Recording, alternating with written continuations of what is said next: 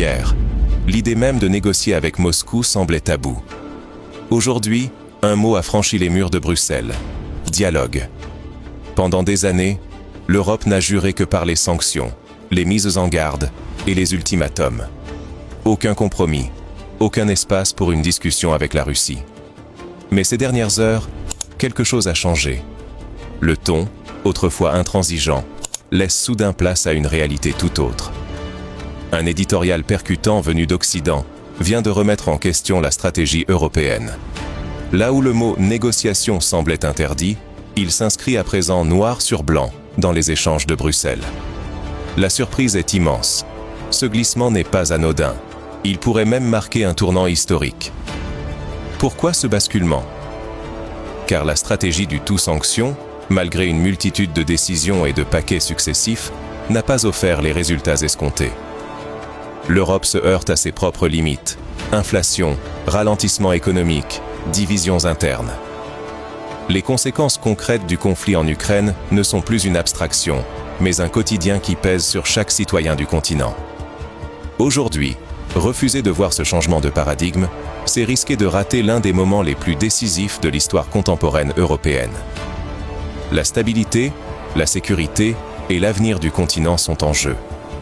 Les choix qui seront faits dans les prochaines semaines pourraient bouleverser l'ordre établi pour des années. Rien n'est encore joué, mais déjà, certains leaders européens pressent de réécrire la partition, conscients que la fermeté seule n'est plus tenable. L'aiguille de l'histoire bouge. Il faut comprendre ce qui se trame derrière les portes closes. Voyons maintenant comment ce revirement s'est opéré et quels sont les signaux concrets qui annoncent cette nouvelle ère de la politique européenne envers la Russie. Pendant des années, l'Europe n'a parlé que par ultimatum et mesures punitives. Sanctions à répétition, isolement diplomatique, soutien militaire massif à l'Ukraine, la ligne dure n'a laissé aucune place au doute. La stratégie était simple, presque dogmatique. Il fallait vaincre la Russie à tout prix, sans jamais envisager de plan B.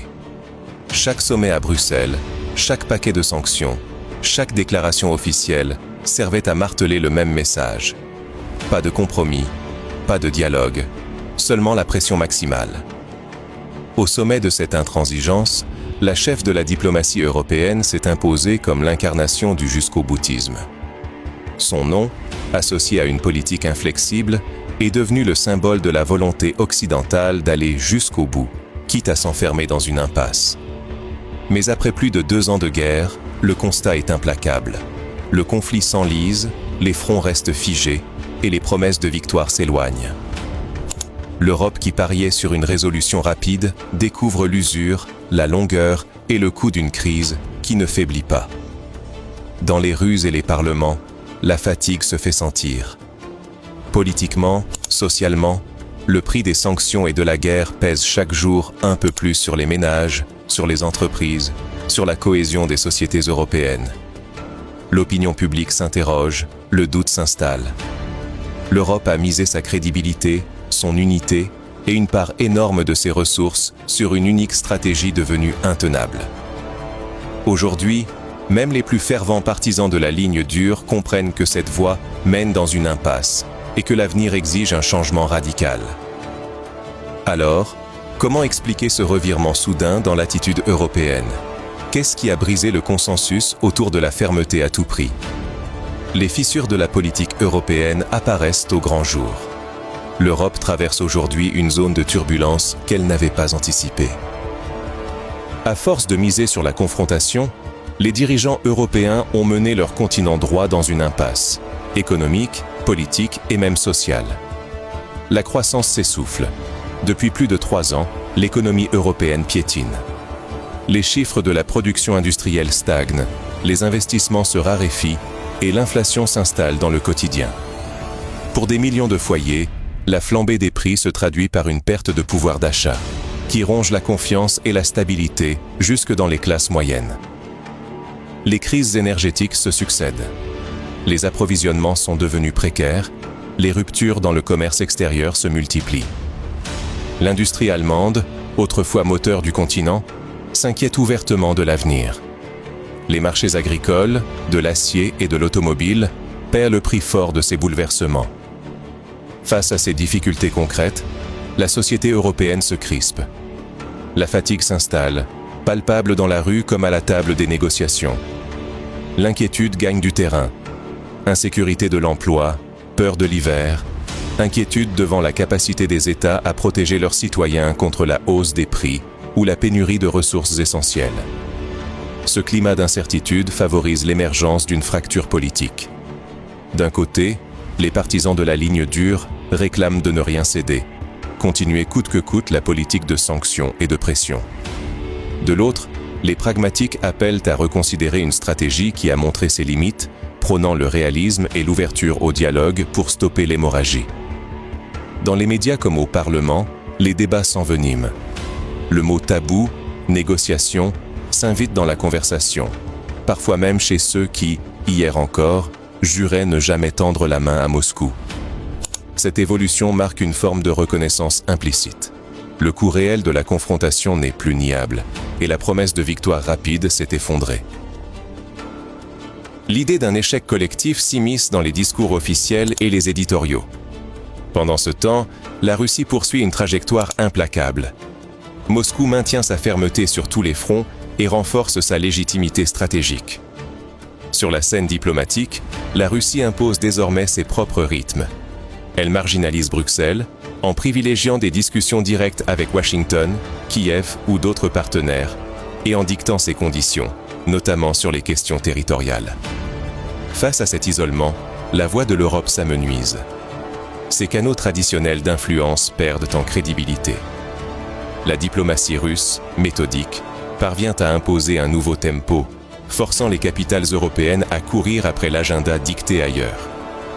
Pour l'Union européenne, c'est un désaveu cuisant. L'initiative n'est plus à Bruxelles. Le risque ? Laisser cette situation empirer, c'est ouvrir la porte à une perte de contrôle totale, fragmentation de la cohésion politique, affaiblissement économique durable, montée des tensions sociales et, à terme, instabilité généralisée. L'Europe se retrouve à la croisée des chemins, continuer sur une voie sans issue ou oser reconsidérer sa position. Mais quelles sont réellement les options qui s'offrent à elle et à quelles conditions ce tournant sera-t-il possible ? Quand les certitudes s'effondrent, un nouveau jeu commence. Pendant des années, dialoguer avec Moscou était perçu comme un tabou insurmontable à Bruxelles. Mais aujourd'hui, la réalité impose ses règles. Le dialogue n'est plus une option marginale, c'est devenu un impératif réaliste. Les débats qui s'ouvrent sur d'éventuelles négociations marquent un basculement majeur des mentalités et révèlent une lassitude profonde face à l'impasse actuelle. Ce changement ne vient pas de l'enthousiasme, mais d'un constat d'échec. La stratégie américaine, jusqu'ici inébranlable, évolue elle aussi. Washington réduit progressivement son soutien inconditionnel, renvoyant à l'Europe la responsabilité de ses propres choix et de leurs coûts. Les capitales européennes se retrouvent confrontées à un vide stratégique, sans protection ni garantie absolue. Dans ce nouvel échiquier, Moscou impose ses propres conditions. La Russie se montre inflexible sur ses lignes rouges, notamment sur les questions territoriales, et ne cherche plus à masquer ses exigences. L'Europe découvre que ses marges de manœuvre se sont rétrécies de façon spectaculaire. Le temps où Bruxelles dictait l'agenda paraît déjà loin. Ce renversement de situation bouleverse l'identité même de l'Europe. Jadis prescriptrice, force de proposition et d'initiative, elle devient aujourd'hui suiveuse, contrainte d'ajuster ses positions en réaction aux événements. Cette perte d'influence nourrit des incertitudes inédites sur le continent, où l'on craint désormais de subir les choix faits ailleurs. Reconnaître l'échec de la stratégie précédente, ce serait aussi accepter les conséquences politiques. L'opinion publique risque de sanctionner des dirigeants accusés d'avoir mal anticipé ou mal géré la crise. La peur de perdre toute crédibilité, tant sur la scène intérieure qu'internationale, hante les cercles du pouvoir à Bruxelles, Paris ou Berlin. Mais la question fondamentale demeure. Sur quelle base négocier lorsque l'initiative a déjà changé de camp ? Quel point non négociable l'Europe peut-elle encore défendre sans paraître céder sur l'essentiel ? Le rapport de force a bougé, et tout compromis risque d'être interprété comme une capitulation. Le risque est immense.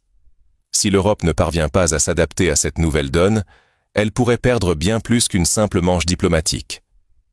Elle s'expose à une recomposition géopolitique brutale où ses intérêts seraient relégués au second plan.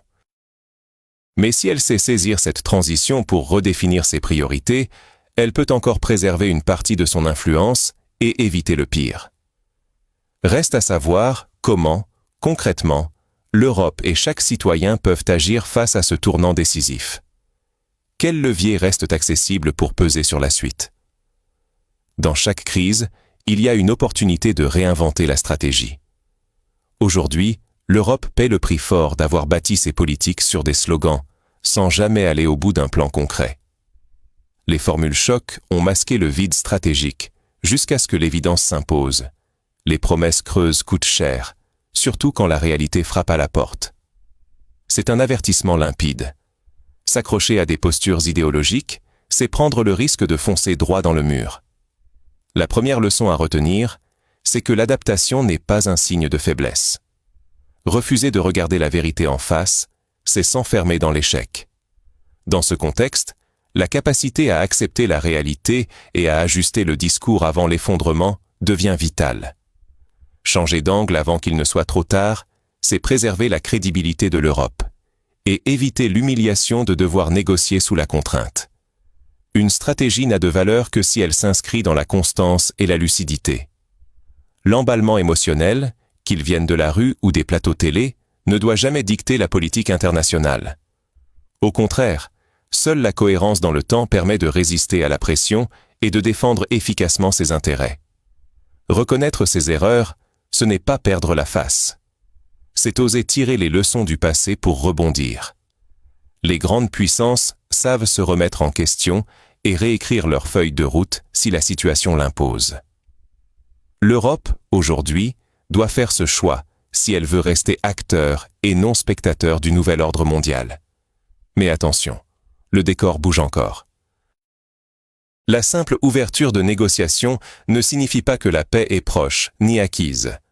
Les signaux faibles, les hésitations diplomatiques, les calculs de chaque capitale, tout cela indique que le processus sera long, incertain et semé d'embûches. Il faudra une vigilance de chaque instant. Si l'Europe refuse de tirer les leçons de ses erreurs, elle risque non seulement de perdre son influence, mais aussi de voir son avenir décidé ailleurs, contre ses propres intérêts. Il n'y a plus de place pour l'aveuglement ou l'orgueil dans un monde aussi mouvant. La question qui se pose maintenant est simple. Face à l'inéluctable, quelle voie l'Europe doit-elle choisir pour préserver son avenir? Ce n'est pas un simple changement de discours. C'est peut-être la première page d'une autre histoire. Face à ce tournant, l'Europe n'a plus le luxe de détourner les yeux. L'idée même de négociation, longtemps bannie du débat public, s'impose aujourd'hui sous la pression des faits, des erreurs accumulées et d'une réalité économique de plus en plus pesante. Mais si ce moment marque un espoir de sortie de crise, il dévoile aussi un risque immense, celui de l'inertie. Si les citoyens se désengagent, si le débat retombe dans l'indifférence ou la résignation, alors les décisions cruciales continueront de se prendre loin de tout regard public, loin de tout contrôle démocratique. C'est notre avenir collectif qui est en jeu. Notre économie, notre sécurité, la réputation de nos dirigeants et la façon même dont l'Europe aborde le monde dépendent, plus que jamais, de la vigilance et de l'exigence du public. Car laisser faire, c'est accepter que d'autres écrivent l'histoire à notre place. Voilà pourquoi il est crucial, en ce moment charnière, de rester informé, de questionner, de demander des comptes à ceux qui négocient en notre nom, de refuser l'indifférence et d'oser penser autrement. Ce n'est plus seulement une affaire de diplomatie, c'est la vie quotidienne de millions d'Européens qui se joue dans les coulisses. Rester passif, c'est s'exposer à subir l'avenir. Agir, c'est retrouver le pouvoir de choisir la voie à suivre.